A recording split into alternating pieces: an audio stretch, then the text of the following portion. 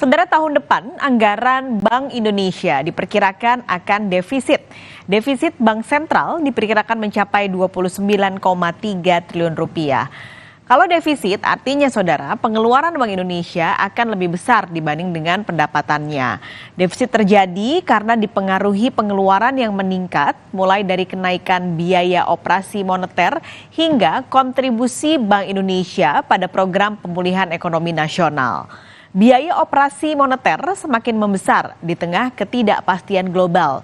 Namun Bank Indonesia berjanji tetap mengupayakan anggaran dioptimalkan untuk menekan angka defisit.